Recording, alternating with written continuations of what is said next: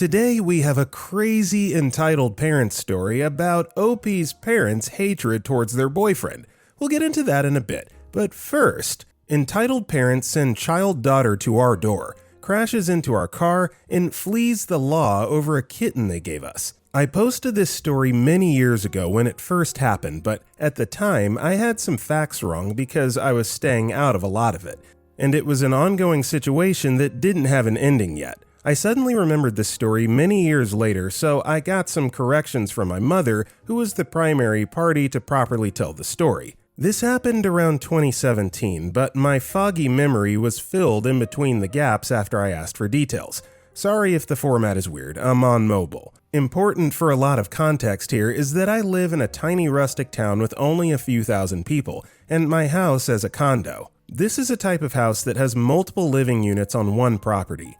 We shared a driveway and a backyard, only separated by a line of weak, rotted fence. It began on a day I was home alone, around 16 to 17 years old. My mother went shopping with my younger sister and left the back door open for our elderly dog, who at the time liked going outside to sit under the sun or use the bathroom as needed. As I was in the living room, a strange shape appeared in the hallway of a new creature we definitely didn't have. A kitten so tiny, I didn't think it could even walk at that size. I rushed up and quickly herded her into another room away from the dog, seeing how she walked in from our open back door. After I looked her over, she was tiny and relatively happy, but tired, although she was missing a foot. I let her sleep on the couch as I texted my mother about the situation, and she rushed home.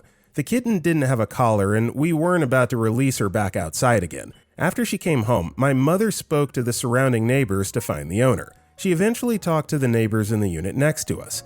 We already had issues with the people in the next unit before for more petty reasons, but nothing we bothered to start a fight over. Things like revving a motorcycle at 11 p.m. on the lawn or causing a rat problem in the shared walls. So when we knocked, the tension was high, but they explained the situation. The mother of the family said her cat recently had kittens. She had gotten out one night and met a stray tom. She had a huge litter that caused restricted womb space, making some kittens not fully develop, thus the missing foot. They also said they had left the door open and all the kittens escaped. They did not want the kittens back and didn't care what we did with the one we found. She had crawled through the shared rotted fence to get into our yard. As cat distribution system works, we decided to take on the kitten, although at first there was hesitation due to the existing animal in the house. We called it a day and let her sleep in my bedroom to keep the dog and cat apart as we decided what to do by morning. As morning came around, we decided on an official adoption after seeing if the dog would harm her. We found he had no interest and was plenty retired from chasing cats. So thus we began with the official process. First, we took her to the store for cat supplies. A food bowl, bed, litter box, kitten meal, and some new toys chosen by the cat herself. To our surprise, the neighbors were at the store as well. Perks of living in an almost village, I suppose? They stared at us and I slipped off to find more toys, feeling the discomfort. As I was gone, they approached my mother and shared some short words of congrats on the new cat, but didn't say much else before leaving. After that, we took her to the vet for an exam and to get her registered. After giving the vaccines, checking on her disabled leg, and doing a general exam, the vet officialized the ownership with medical papers of her appointment and updated shots. We chose a name and she was now legally ours. The vet also told us the count of kittens that recently came in, accounting for the entire litter finding owners around the neighborhood. We were the last to bring the kitten in because of our decision on if we should adopt or not. We were informed she wasn't the only one with a missing foot either. Another perk of a small town, only one vet that everyone goes to? With that relief of news, we brought her back home and our new life with a cat began. It was normal for about 2 months when things started going oddly. The neighbors suddenly asked for her back, to which my mother obviously said no. The parents insisted, saying that their little daughter wanted the kitten back and she was still theirs. My mother explained that she was registered with us now and no longer belonged to them as they voluntarily gave her up. Although they threatened the cops, no cops were called as we legally did own her now. About a week later, there was a knock on the door. I answered it to see a little child standing on our porch. She only looked about 6 years old and had these big, sad eyes asking to see her kitty. I was mostly staying out of the situation, so I called over my mother, who handled it a lot less awkwardly. She brought the cat over to show her that she was healthy and happy, but also explained that we were her family. The child looked sad, gave a small pet, and ran back to her door. When my mother looked over, she saw the parents standing by their door, glaring daggers our way. They clearly sent her over, attempting to guilt us with her kid. My mother swiftly got her microchipped in case anything happened, as she was getting nervous around the neighbors. For a few more weeks, they continued passively asking for the cat back before they instead changed to spreading rumors around the neighborhood. When my little sister brought a friend home from school, the friend looked at our cat and said along the lines, "I heard you stole her from the kid next door. Is it true?" With shock, my mother explained absolutely not. She was relinquished and registered with us, that we cared for her and were the ones that got her vaccinated and adopted her through official means. But the rumors of the cat theft continued for a while longer. Around the Christmas season, things suddenly took a turn when, around dinner, we heard a crash from the driveway. We all rushed out to see the father had backed his truck into our car. He was backing in quickly and was very drunk. My mother called the police only to be told he had no license, the car registration was expired, and he had no insurance. He went off on my mother, claiming it was all because we were thieves and kidnapped their innocent daughter's cat. I didn't hesitate to run back inside and not get involved as the arguing continued. Less than 2 weeks later, they suddenly moved out and cut all contact. They didn't report to court or inform the police or anyone else in the county where they were going. The family fell off the map for almost a full year before a family friend ran into the father working at a gas station the next town over. My mother contacted his new job, explained the lawsuit and that she needed information to contact him, and got them to relinquish information to send a letter to the family's mail. It took a long time to get all the needed information from the workplace, employee safety and such, but eventually the family was pressured into paying her the court-ordered money for the car repairs. They tried to countersue for the theft of the cat, but was dismissed when we provided the necessary documents of adoption. The kitten is fully grown now, a spoiled princess that runs my mother's house. I go over and visit often to see her and give lots of cuddles, and we have 2 more rescue cats along with her. Unfortunately, the dog passed away in 2019, but he also lived a very happy and spoiled life. After the lawsuit was finished, we dropped contact with the family and they stopped demanding the cat back when their countersuit was dismissed. Every so often, one of us does run into 1 or 2 of the family, and they still shoot glares if they recognize us. I took pictures the day I first found the kitten, and I still have them if anyone wants pet tax, lol. I think she was around 7 weeks. Pumplogger posted, "What happened to the daughter?" Aniyushi responded, "The father avoided jail time by paying the fines when we found him, and they transferred schools when they moved, so she still had full custody of her, and I assume she continued a decently normal childhood." Also, hi, my name is Brendan, and if you guys enjoy these Entitled Parents videos, it'd be awesome if you left a like or left a review if you're listening to our podcast. That said, our next story is, my dad tries to do everything in his power to prevent me from moving out and treats me like a child even though I'm 20 and I'm sick of it. I've been struggling financially ever since I became an adult due to unstable jobs, unemployment, and random car repairs. I've lived with my parents since I was 15, so they feel like they need to raise me again since my grandparents did it incorrectly. The problem is, they're still treating me as if I'm a teenager that needs constant parental control and supervision even though I'm 20 years old and it's really messing with my mental health. When I was 19, I finally acquired a stable job and a car, so I tried to move into my friend's house. My mom was okay with it, as long as I'm happy and safe, but my dad absolutely freaked out and told me I'm making a stupid decision and I'll freak the whole family and my future over if I do this, and overall just trying his hardest to guilt trip me into thinking I'm doing something wrong just by leaving. When I did pack up my most valuable stuff and leave, my dad begged me to come home and talk it out with him and work on the business he spent all his money on. I foolishly obliged, and when I came home, he spent 3 hours trying to talk me out of it, and I listened to him patiently. Then, when it was finally my turn to speak, I tried to remind him that I am a legal adult, even if I don't look like one, and I'll be fine on my own. He wouldn't even let me get through 2 sentences before he interrupted me and screamed, "No, that's childish, foolish and childish. You're not an adult. Your frontal lobe isn't fully developed. You can't make it on your own. This isn't the 1950s." This made me feel like crap, and I knew he planned on using that dialogue no matter what I tried to retort with, and neither of us were going to change our minds no matter what. Eventually, we made an agreement that I will pay a small amount of rent to my friends for a room in their house, for less than half the price normal rent would cost, but half of my week at my parents' house and go back and forth. He used the business we started as an excuse to keep me there,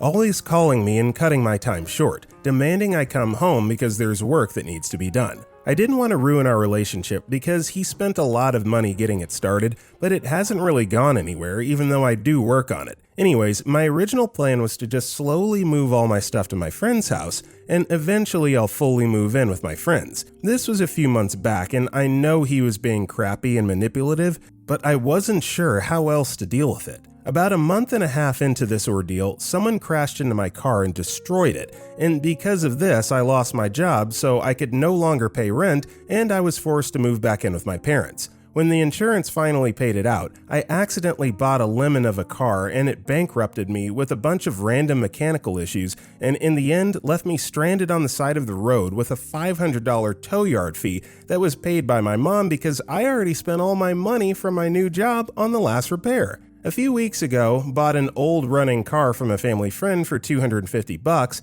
and spent all of my last paycheck getting the tires replaced and fixing the transmission problem it had. Thankfully, my mechanic said this car is in a way better shape the other two I had combined, so I shouldn't have to worry about unexpected future repairs eating my wallet up. I'm currently broke and in debt to my mom because she helped pay for the new car and my repairs and the tow yard and everything. I'll be able to pay her off with my next paycheck, but it'll eat half of it up. They found a house they like that's closer to my job, 15 minutes instead of 45 minutes away, and applied to rent it. And I didn't want to leave them in the mud, so I agreed to help them rent it and send my pay stubs. I think I might have made a mistake, but I'm not sure what else I'm supposed to do. My parents expect me to live with them until I finish school, and I don't want that. My dad is delusional and thinks I need to be protected, and I'm immediately going to become homeless or kidnapped or whatever if I move out, so he expects me to live with them until I finish school. I hate living with my parents because even though they look out for me and they feed me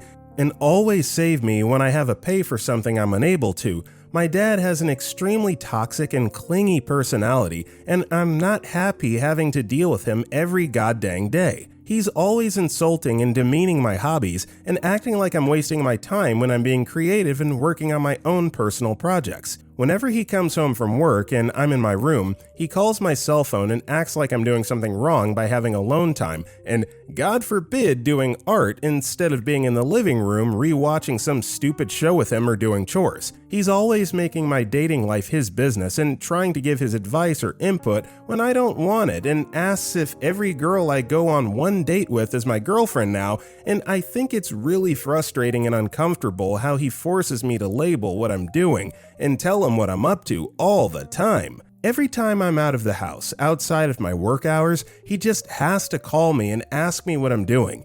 And if I don't answer the phone, he gets all pee when I get home and tells me how worried he was and how crappy it was of me not to tell him, even though I do it because I'm trying to prove the point that I'm independent and I'll just call him if it's an emergency. I know I still look like a troubled teenager in his eyes, but I really am an adult, and I honestly hate being around him every day because I hate how he treated me when I was 17, and I think our personalities just clash too much, and we really aren't compatible to live together without fighting for control and my own privacy. I know for a fact that I would have created and sold so much more art if it weren't for him always trying to shut my creativity down and getting mad at me for wasting my time doing personal projects instead of chores or whatever. He's just overall very manipulative and clingy and controlling, and I feel as if I can't fully be myself and teach my full potential as long as I live with because he always has to use his parental authority on me.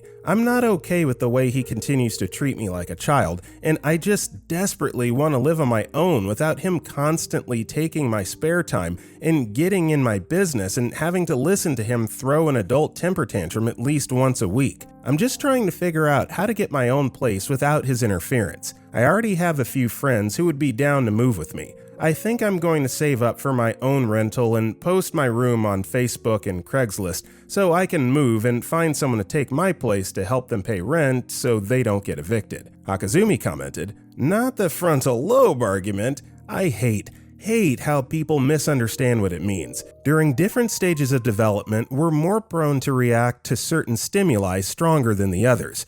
Younger people really want to feel rewarded, so they're more willing to take risks older people wouldn't. It's not, I literally can't understand what I'm doing. That's for newborns with no object permanence or kids in their first years of life, where they've been shown pretty consistently they often fail to understand persuasion/advertising. Our next story is, Entitled Mother Got Humbled in CPS Meeting. Long story ahead for some backstory. Mother had always been very babying and wouldn't let me take any responsibility until I turned 16, at which point she expected me to do everything myself. We've had our fair share of arguments, which typically started from me forgetting or messing up something, such as forgetting my morning medication. I take 6 different pills every morning. Not fun. Or telling her to unblock my father after she got mad because he criticized her for constantly misgendering and dead-naming me. I've been out to her for 5 years and started to socially transition fully this year. A couple weeks ago, we got into an argument that ended in me storming out of the house annoyed after she came back home worried because I had hung up on her calls. She and father had another petty argument about my and his upcoming trip. So I told her off, told her to talk it out like a grown adult and slam the front door. The thing is, I was going to an art club. It's a hobby she helped me start, and which was every week on that same Thursday evening. She quickly ran out of the door, stared to pull on my hair, arm, and finally coat sleeve. We argued in the front door and she was yelling her lungs out at me. A few things I remember were her threatening to call the police, unlist me in a school for autistic kids that she also helped me get into when high school made me almost unalive myself, threatening to send me to a psych ward and said people were looking and she had to be once again ashamed of me. I quickly shoved out everything from my pockets into my bag and pulled off my coat. We live in a Nordic country. It was negative 10 degrees Celsius outside at that point, and started running while hyperventilating and crying. My mother was blowing up my phone and apparently yelling at my dad red-faced because he manipulated me into being against her, and even called my grandparents, her side. Father's side's grandparents passed before I was born. In the end, I got to the yard of the public library and heard a car horn behind me with glaring headlights. It was pitch dark outside at this time already, which only worsened my panic, causing me to sprint inside with the little energy I had left and lock myself inside the bathroom, hysterically sobbing and trying to call my father if he could come pick me up. I ended up explaining everything that had happened, and he promised he'd come drive by the library as soon as he got off work, while my mother was still trying to message and call me. At some point, she calmed down a bit after my father told her on call that I was safe and warm. She asked where I was and told him she just wanted to bring me my coat and medications, and when he didn't tell her, she said she'd never forgive him for not telling her. I just want to ask what sane person would tell where their child was after that other parent was screaming at them for 30 minutes on the phone and their child was crying in a panic, begging to be picked up because they ran away from that parent in fear of physical violence. So he picked me up while I hid in the back seat of the car in fear of her waiting at his front door. I calmed down and got some food and water as we got inside, yada yada. Apparently, my psychiatrist, who I'd been seeing for over a year now, was walking by as I was running away, saw me making a frickin' sprint for it without a coat, and called my mom to ask what was happening, at which point she was still so distraught she confessed to the psychiatrist, who informed CPS of what had happened. Us 3 were assigned a meeting with a CPS agent last week, and we're all having individual meetings this week. Mine is tomorrow on Thursday. You'd think that day is cursed at this point. In that meeting, I asked my mother what she would do if my father had done all that. Would she have told him where I was after I was sobbing and panicking while he was yelling at her on the phone? I pressed her on the same question 5 times when she only sat in silence, getting increasingly agitated every time. Eventually she muttered, "I suppose I wouldn't have." You suppose? At that point, I was ticked off. When the topic came to how she treated me, I went off for 20 minutes past our planned meeting time about how she always treated me like a child thanks to my autism. Everything hurtful she had ever said, including telling me, "You're not a frickin' artard.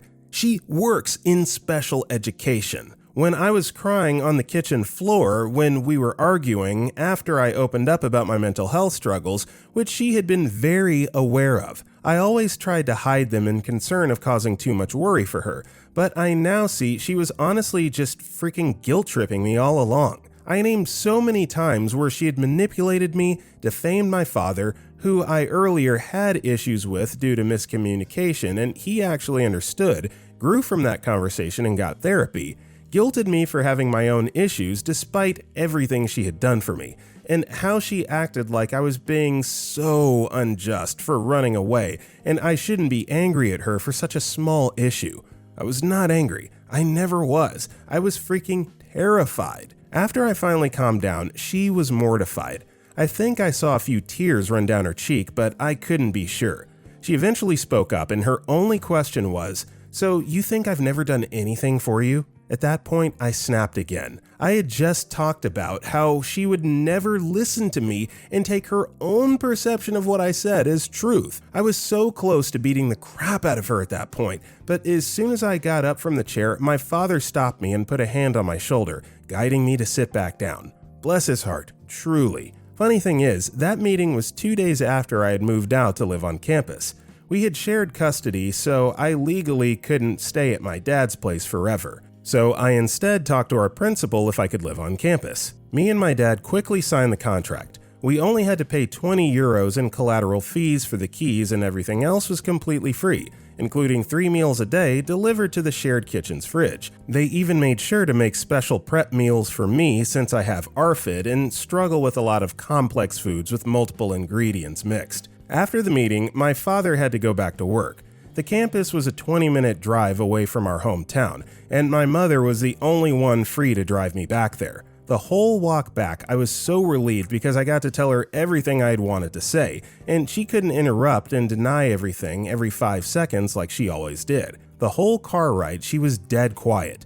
I had a beaming, smug smile and refused to talk to her at all. When we got back on the campus, she asked something along the lines of, "Can I at least get a hug?" To which I gave her the finger and walked inside. I still feel like that was a little mean, but honestly, she deserved it. I still have her blocked on everything and had made it very clear I refuse to communicate with her until she gets therapy, like she forced me to do when I was diagnosed with conduct disorder and exhibited severe traits of ASPD. I haven't heard from her directly, but apparently her therapist suggests she has MPD from my and my father's reports. They had been married for 11 years before divorcing, and she had always been a bit narcissistic according to him. I still feel great about it, and honestly, I have absolutely zero sympathy for her. I won't go no contact until I turn 18, since she still receives my disability funds for some frickin' reason, and I need them for the ever-growing list of medication I need to take. Getting bipolar meds soon.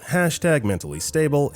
#slay queen. Was I being unreasonably cruel? My grandmother keeps telling me I should make up with my mother, and even my father agreed with me, but thought I was a tiny bit too mean sometimes. He was mainly concerned that she'd victimize herself if I was too mean to her, which she has done in the past a lot, but I still feel like the crap she got was deserved. I know she'd been crying a lot after that, but honestly, just knowing that makes me feel even better. Let that bitch weep for the consequences of her own actions. Renoy has posted, ask your psychiatrist if she can help change the person who the disability payments go to. If your dad gets them, it might help you separate more from your mom. Also, once you turn 18, you don't want your mom to still be the one who still gets the payments. There's also programs that you need to apply for that help you save money before you're 18. You might need to talk to a social worker who can explain all these things to you. Your psychiatrist will probably know how to go about finding one. Our next story is, parents hate my boyfriend and make me feel terrible.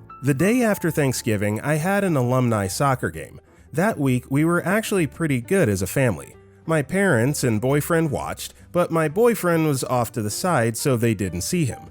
He was hesitant to come at first, but he decided during halftime he wanted to watch me play. After the game, I said hi to my family and choked a bit. I actually choked a lot. I thought it would be easier to be blunt and say I'm leaving with him, but I got super anxious about it. As we were walking up the stadium, I told them I was going to stay and hang out with him for a bit, and pointed that he's over there, to the side. My parents were visibly upset and left the stadium while I kept walking to my boyfriend. My boyfriend and I stayed in the stadium for a bit to talk about my game, then we split off so I could shower and relax at home for a few moments. When I came home, my parents were visibly upset and would not speak to me. I tried to talk about the game a little more, but was not acknowledged, so I figured they were already annoyed with me. Looking back, I should have had more conviction and should not have let them see me be nervous, but I do get very anxious whenever I talk to them. As time goes on, I get a little bit more outspoken, but it's a work in progress. I was frustrated with them and myself, and my aunt, 26-year-old female, caught on and went to talk to me in my room. She said my parents were upset I told them on the spot, and I guess during the game they had planned to take me out to lunch, which was not brought up to me at all during our time after the game.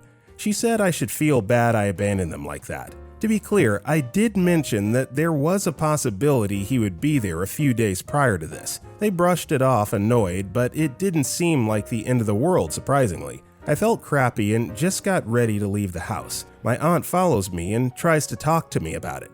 I felt incredibly defeated because growing up with her, I felt she was a sister figure to me. We're only 2 years apart, and she's been telling me how strong I've been going through this. But this conversation, she went completely sideways. She tells me she doesn't think he's a bad guy, but no boy is worth this tension in the family. She goes on to say my parents have never steered me wrong, and they just care about me. I go on to tell her more details about how they talk to me and treat me, and ask her if that's really justified.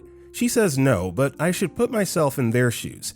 I got really upset and tell her everything I've written on my original post and how objectively it's not okay. She pauses and continues the same excuses of, they're your parents and they just care. They just feel like you're choosing someone over them, etc. I felt like we kept going in circles of me explaining what I've been experiencing and her justifying it because of how they're feeling.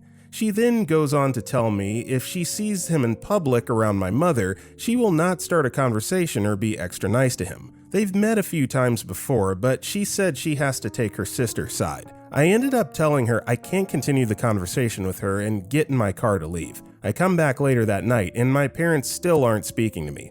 Throughout this week, I've barely seen or spoken to them. Luckily, I had a busy work and school schedule, so I wasn't at home much anyways. My dad will utter a hello to me, but my mother ignores me. When I leave the house, they'll say goodbye, I love you as well. But anything more than that, no communication.